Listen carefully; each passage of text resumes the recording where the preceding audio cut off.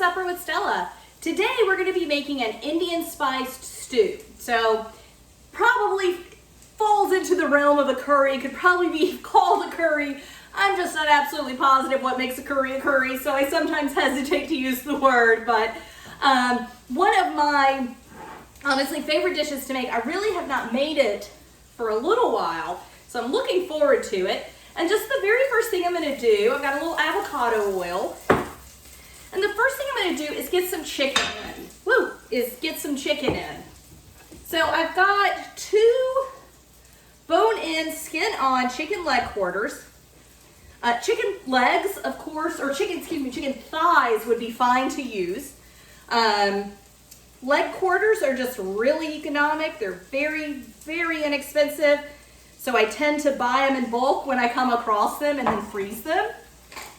Like when I come across them at a really good deal, which they're pretty much always a good deal, but sometimes better than others.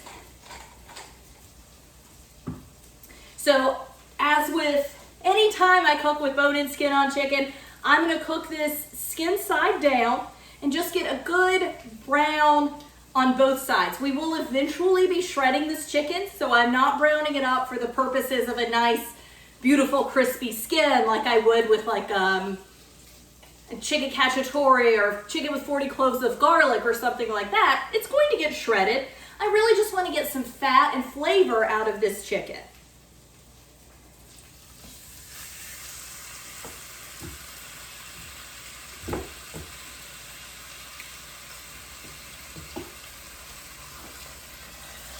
That is a small pot. That is a tight, tight squeeze. I get my other side salted and peppered.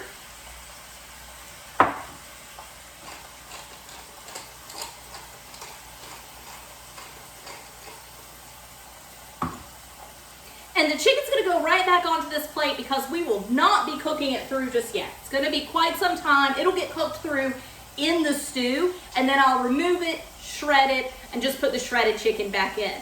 So if you wanted to use a rotisserie chicken in this application, you could. Obviously, you would skip cooking it, it'd already be cooked, and you would just add the shredded chicken in at the end. It's going to be a little more expensive because, of course, rotisserie chicken is way more expensive than raw chicken leg quarters are, but of course, it's going to be much quicker to make.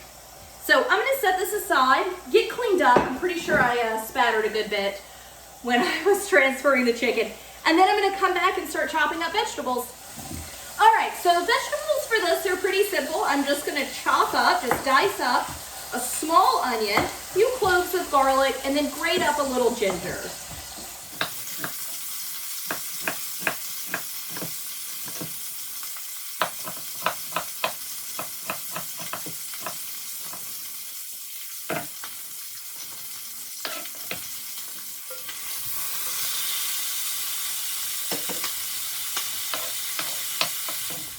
So I've got my chicken browned on both sides. Again, I'm not looking to cook it through, and I'm really not even looking for a beautiful color on the skin because we're shredding it and not using the skin. I really just wanted to get some fat and some flavor rendered out of that chicken. And being that it's a leg quarter, it's got a good bit, like the spine is still intact, so there's a good bit of flavor, and which is one reason I really enjoy cooking with this kind of meat. So I'm just gonna add in my onion. And get a spoon. And then I've already chopped up my garlic, just a really big rustic cut on both of those. No need to be finicky with this. And I do want the onion to get a little brown before I add the garlic in. So what I'm going to do is go ahead and get my spice mixture all together. So I'm going to do 1.5 teaspoons So really just 1 heaping teaspoon. I'm going to call that 1.5. Garam masala.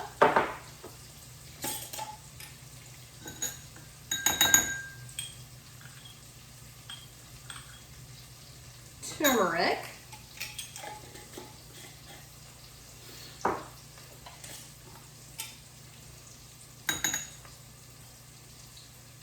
Cumin.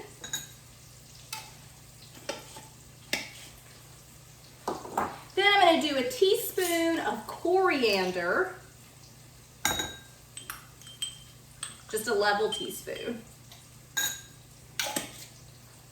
A little cayenne, kind of a wimp, so I'm not gonna do much cayenne. Probably gonna do like a 1/4 teaspoon of cayenne.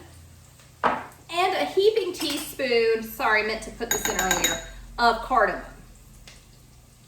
And I believe there is some cardamom in the garam masala, which is just a spice mix.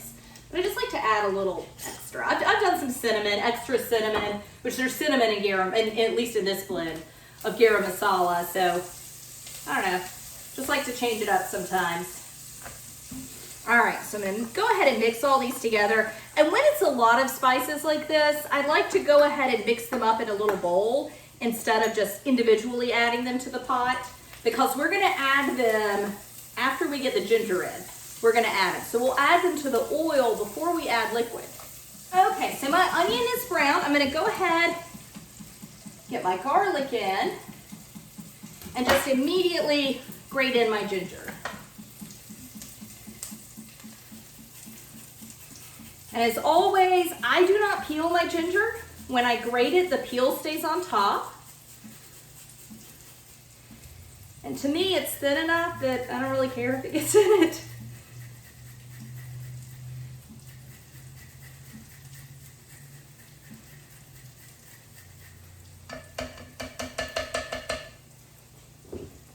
And so, I don't know if you could see too well, but there's a clump here. That's the peel that's left.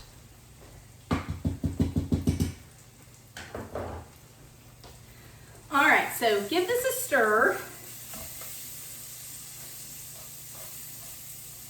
I don't want any of it to burn. I'm gonna go ahead, get my spice mixture in. And with the spice mixture, you just wanna get it coated in those fats, get it a little contact with the bottom. This kind of helps the flavoring come out a lot. Come out a lot. Come out a little, come out a lot.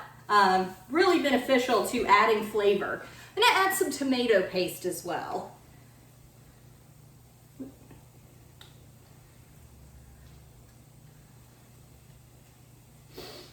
And I always like to, with tomato paste, if I can remember, I like to kind of do this application as well, where I am giving it a little bit of cooking before adding any liquids. I think it just kind of helps bring the flavor out, make it taste a little less like a canned product.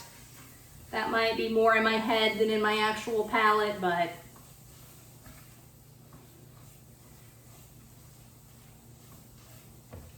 all right, so I really just have this very like thick mixture of, let me move over just a little. Okay, so I've got this very thick mixture of just onion and spices, like it's a big gloppy thing. And before anything burns, I'm gonna go ahead and get my liquids in. So you're looking for 4 cups of liquid. And I was about to use store-bought passata, and then I remembered I have so much tomato sauce from my garden that I had canned up last summer. So why would I not use that? So I'm gonna do 2 cups of homemade tomato sauce. Its closest store-bought counterpart is gonna be passata. But you could use a standard tomato sauce. You could use any kind of like crushed or diced or even whole tomatoes. You would just wanna, with a whole tomato, you'd wanna help them break down as they cook. And I'm gonna add that in. And then I'm gonna add water to this. So 2 cups of water.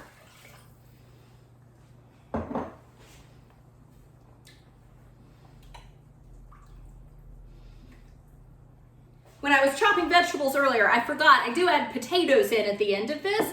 These are just some homegrown potatoes out of my garden. And they're not gonna get added till the very, very end. I want this chicken to cook through. So everything's gotta cook a ways before I add this. So I'm gonna add them and just set them aside. So just getting these into a bite-sized dice. You're, of course, as always, welcome to peel your potatoes. I am just way too lazy to peel my potatoes, so.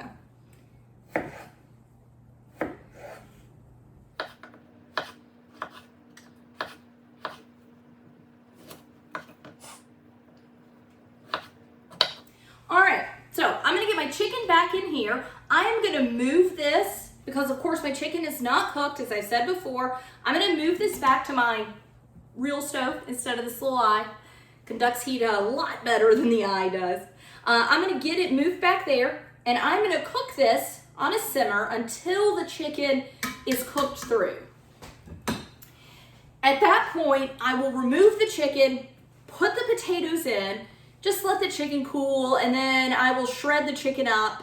I'll save the skin and bone to freeze and make stock with later, but it won't be, we'll just use the chicken meat in the dish. And once the potatoes are cooked through, I'll add the shredded chicken and a little cream, about a half a cup of cream. I have not added salt or pepper. I totally forgot salt and pepper. Got all those spices in there.